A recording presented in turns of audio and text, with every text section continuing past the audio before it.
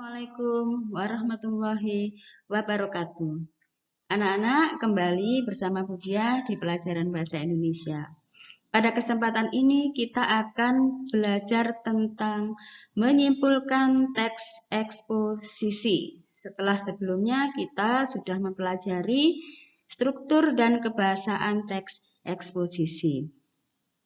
Nah, di dalam menyimpulkan teks eksposisi,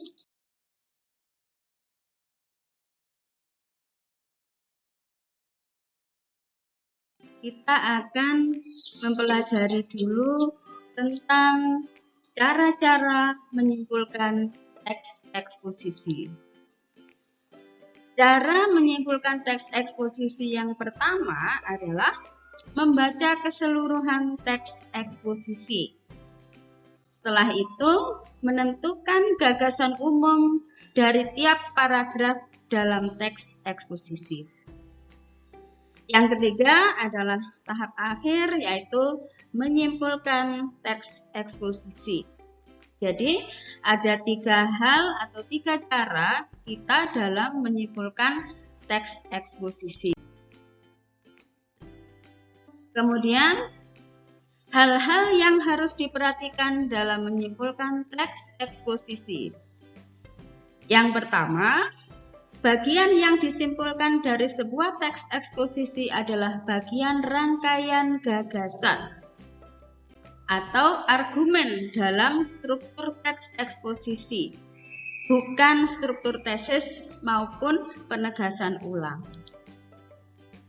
Yang kedua yang harus diperhatikan adalah rangkaian gagasan dalam teks eksposisi bisa berupa gagasan umum ataupun gagasan khusus.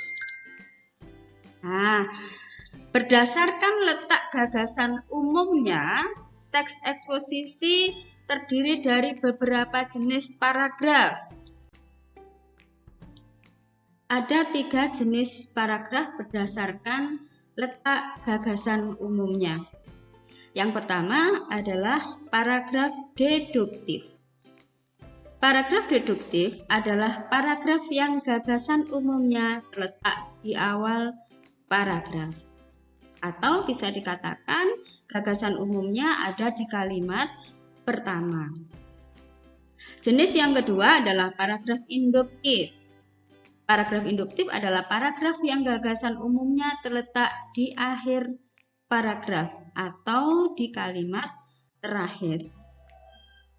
Sedangkan yang ketiga adalah paragraf campuran. Paragraf campuran adalah paragraf yang gagasan umumnya terletak di awal dan akhir paragraf. Bisa dikatakan gagasan umumnya terletak di kalimat pertama dan kalimat terakhir. Nah, sekarang Widya tampilkan contoh paragraf deduktif, induktif, dan campuran. Yang pertama, contoh paragraf deduktif.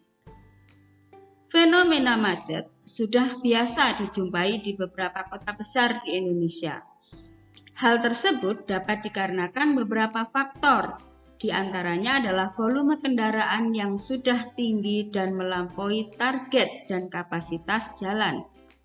Selain itu, tingkat kesadaran warga yang kurang disiplin serta masih banyaknya aparat yang kurang tegas menindak pelanggaran pengguna jalan yang semakin mengakibatkan lalu lintas tidak terkendali. Nah, dari paragraf ini bisa kita temukan gagasan umumnya, yaitu fenomena macet sudah biasa dijumpai di beberapa kota besar di Indonesia. Dan kalimat-kalimat yang selanjutnya mengandung gagasan khusus. Contoh yang kedua adalah contoh paragraf induktif. Kanker paru merupakan satu di antara penyakit yang mengancam keselamatan perokok, baik perokok aktif maupun perokok pasif. Hal ini berasal dari asap yang dihasilkan dari proses merokok tersebut yang di dalamnya terdapat kandungan zat kimia berbahaya seperti tar dan nikotin. Oleh sebab itu, anjuran untuk berhenti merokok harus digerakkan oleh semua lapisan masyarakat. Dari paragraf ini bisa kita ketahui gagasan umumnya yaitu oleh sebab itu anjuran untuk berhenti merokok harus digerakkan oleh semua lapisan masyarakat. Sedangkan contoh yang ketiga adalah contoh paragraf campuran. Media sosial saat ini semakin menjadi primadona bagi kalangan pecinta publikasi. Hampir setiap detik, media sosial menjadi kebutuhan sebagian besar masyarakat Indonesia yang gemar online di depan komputer. Hal ini dimanfaatkan sebagian orang untuk berinteraksi dengan kawan lama atau kawan baru mereka. Kecanggihan inilah yang mengakibatkan media sosial digandrungi oleh masyarakat Indonesia. Bisa kita ketahui bahwa gagasan umumnya ada di kalimat awal dan kalimat terakhir, yaitu media sosial saat ini semakin menjadi primadona bagi kalangan pecinta publikasi. Dan yang selanjutnya, gagasan umumnya adalah kecanggihan inilah yang mengakibatkan media sosial digandrungi oleh masyarakat Indonesia. Selanjutnya, Budiah tampilkan contoh struktur tesis dari sebuah teks eksposisi yang kemudian nanti dilanjutkan dengan contoh struktur bagian argumen yang akan kita simpulkan. Yang pertama ini adalah contoh bagian struktur tesis dari teks eksposisi. Bermain game memang sangat mengasihkan dan bisa membuat siapa saja, terutama anak-anak, menjadi lupa waktu. Meski bermain sudah menjadi hal yang wajar untuk anak-anak, tetapi apa jadinya jika anak-anak lebih sering duduk di depan layar komputer atau menatap gadget selama berjam-jam untuk bermain game online? Jika dibiarkan, hal itu akan memberikan dampak fisik dan psikologis bagi anak-anak.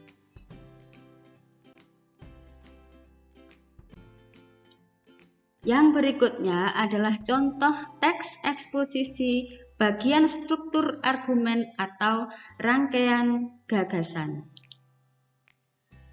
Dampak fisik dari bermain game secara berlebihan antara lain akan mengganggu kesehatan mata.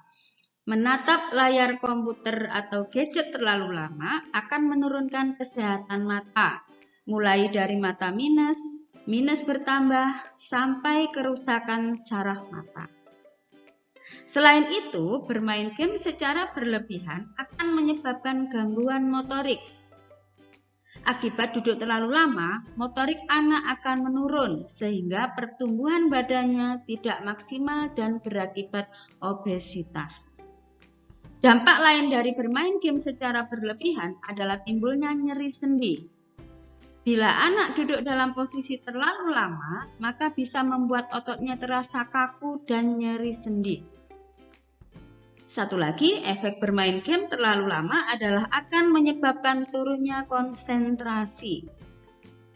Ketika anak bermain game, terjadi perubahan struktur dendrit sel-sel dalam otaknya.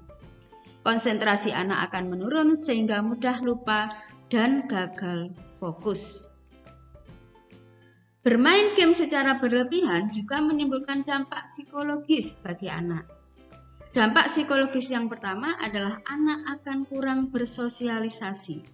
Dia akan memilih bermain komputer atau gadget di rumah, sehingga menjadikan mereka canggung atau kurang cakap. Dampak psikologis yang kedua adalah menimbulkan masalah komunikasi. Anak akan kurang untuk mendengarkan dan memberi respon perkataan orang lain. Sedangkan dampak psikologis selanjutnya adalah membuat anak jadi lebih agresif. Anak yang kecanduan bermain game yang mengandung kekerasan seperti perang-perangan, pertarungan, dan yang lain biasanya lebih agresif dan memiliki emosi yang tinggi. Nah, ini contoh paragraf bagian argumen. Nanti yang akan kalian simpulkan adalah teks bagian ini. Selanjutnya, langkah-langkah menyimpulkan teks eksposisi. Setelah kita baca tadi, kalian akan memperhatikan langkah-langkah dalam menyimpulkan teks eksposisi. Langkah yang pertama yaitu tentukan gagasan umum paragraf pertama. Dari paragraf yang sudah kita baca tadi, gagasan umum paragraf 1 adalah dampak fisik dari bermain game secara berlebihan antara lain mengganggu kesehatan mata, gangguan motorik, nyeri sendi, dan menurunnya konsentrasi. Nah, selanjutnya, di langkah yang pertama, kita harus menentukan gagasan umum paragraf yang kedua. Dampak psikologis dari bermain game secara berlebihan antara lain anak kurang bersosialisasi, menimbulkan masalah komunikasi, dan membuat anak menjadi lebih agresif. Ini langkah yang pertama. Kemudian langkah yang kedua. Dari gagasan umum paragraf 1 dan gagasan umum paragraf 2 jika digabungkan akan menjadi sebuah kesimpulan.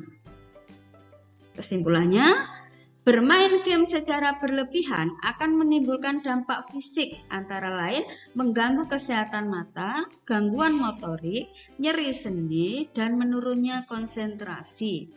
Juga menimbulkan dampak psikologis antara lain anak kurang bersosialisasi, menimbulkan masalah komunikasi, dan membuat anak menjadi lebih agresif.